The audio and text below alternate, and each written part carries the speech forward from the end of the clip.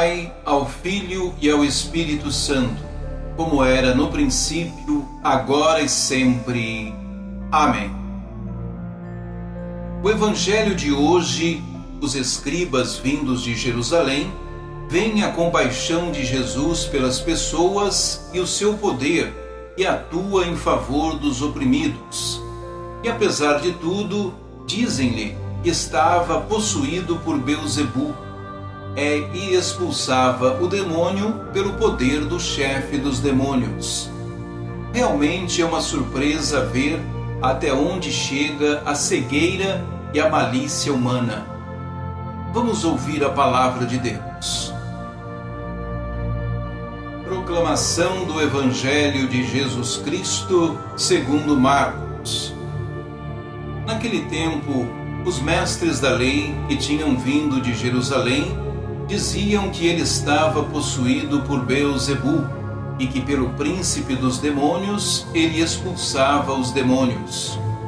Então Jesus os chamou e falou-lhes em parábolas. Como é que Satanás pode expulsar a Satanás?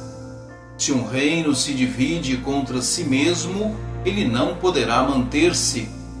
Se uma família se divide contra si mesma, não poderá manter-se. Assim, se Satanás se levanta contra si mesmo e se divide, não poderá sobreviver, mas será destruído. Ninguém pode entrar na casa de um homem forte para roubar seus bens, sem antes o amarrar. Só depois poderá saquear sua casa. Em verdade vos digo, tudo será perdoado aos homens, tanto os pecados como qualquer blasfêmia tiverem dito.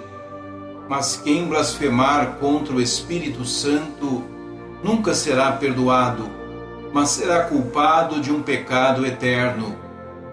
Jesus falou isso porque diziam: ele está possuído por um espírito mau. Palavra da salvação.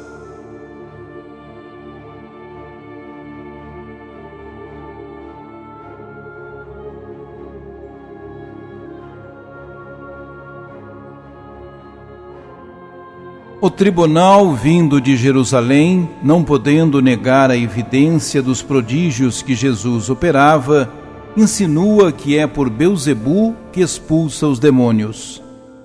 Jesus enfrenta decidida e corajosamente os seus caluniadores, ainda que em parábolas, para os refutar.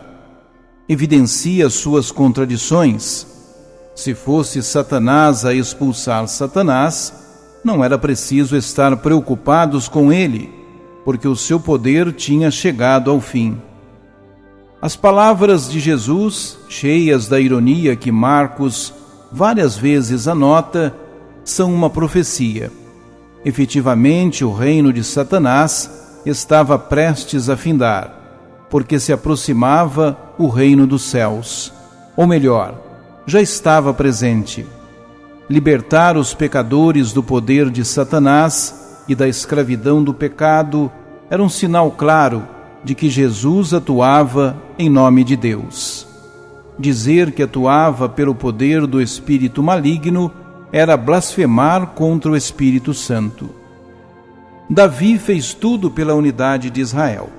Foi generoso e leal com Saul, que o perseguia.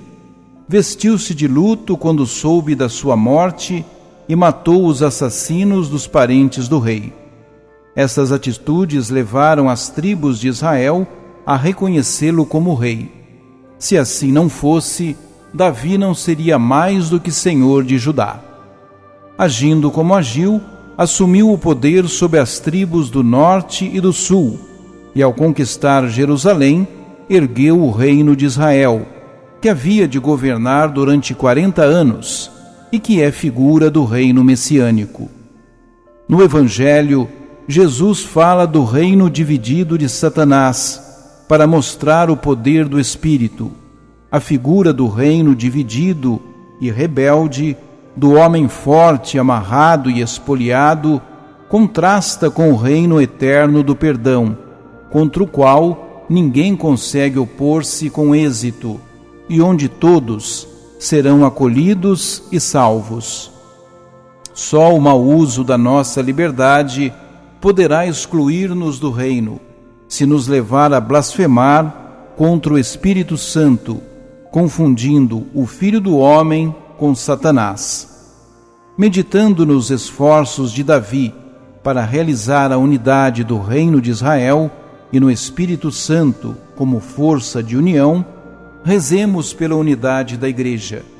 Apesar da vontade de Jesus e da sua oração para que todos sejam um, a Igreja continua dividida, dificultando que o mundo creia.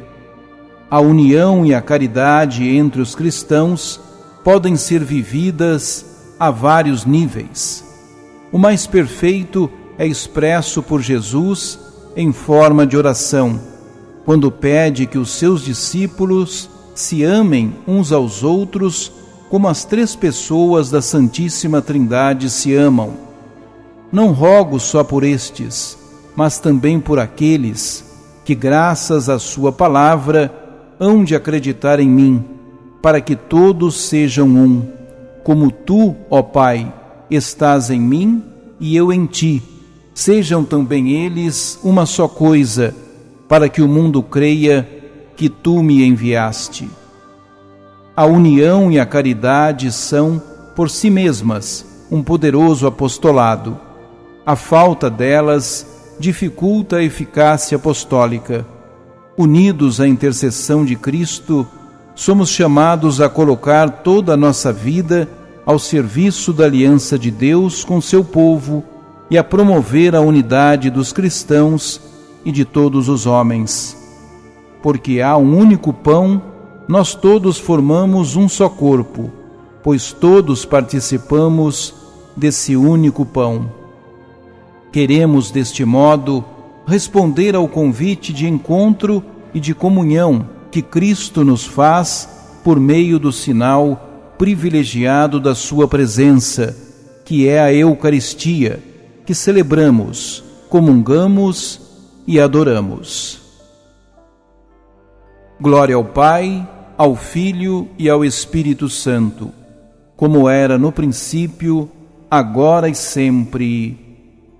Amém.